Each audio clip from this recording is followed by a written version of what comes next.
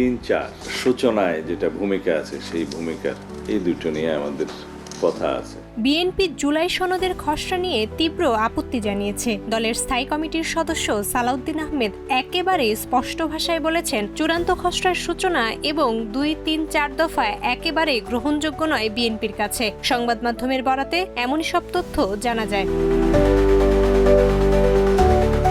19 August মঙ্গলবার গুলশানের নিজ বাসায় সাংবাদিকদের সঙ্গে মতবিনিময়কালে সালাউদ্দিন আহমেদ বলেন, কিছু কিছু বিষয় আলোচনা না হলেও তা জুলাই সনদে রাখা হয়েছে।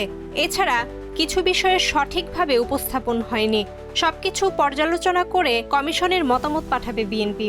আগামী সংসদ গঠনের 2 বছরের মধ্যে সংবিধান সংক্রান্ত সংশোধনী পাশ করার কথা বলা হলেও চূড়ান্ত খসড়ায় তা নেই।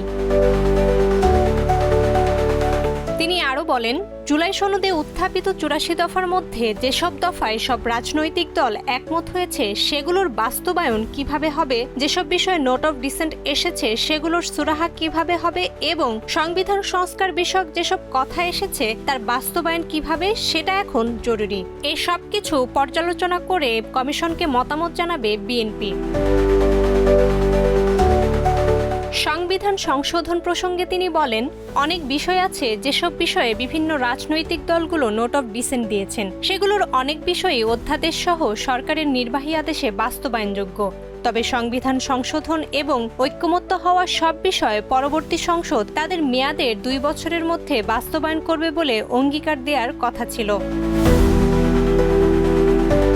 সালাউদ্দিন আহমেদ আরও বলেন, আগের সনদে নির্বাচিত সংসদ পরবর্তী 2 বছরের মধ্যে জুলাই সনদ বাস্তবায়ন করবে বলা হলেও নতুন সনদে তা নাই। এছাড়া দ্বিতীয় দফার আলোচনার পরিপ্রেক্ষিতে অঙ্গীকারনামায় সনদকে সংবিধানের উপরে রাখা হয়েছে। তবে কোনো ডকুমেন্ট সংবিধানের উপরে হতে পারে না। যদি সনদ সংবিধানের উপরে রাখা হয় তাহলে ভবিষ্যতের জন্য খারাপ নজির হবে। জুলাই সনদ নিয়ে প্রশ্ন তোলা যাবে না বলা হয়েছে, এটাও সঠিক হয়নি।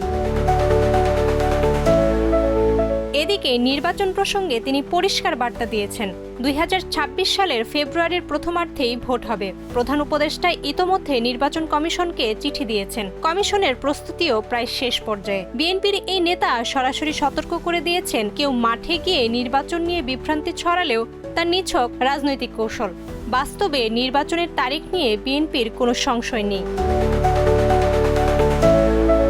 জান্নাতুল মাওয়া, প্রজন্ম 24।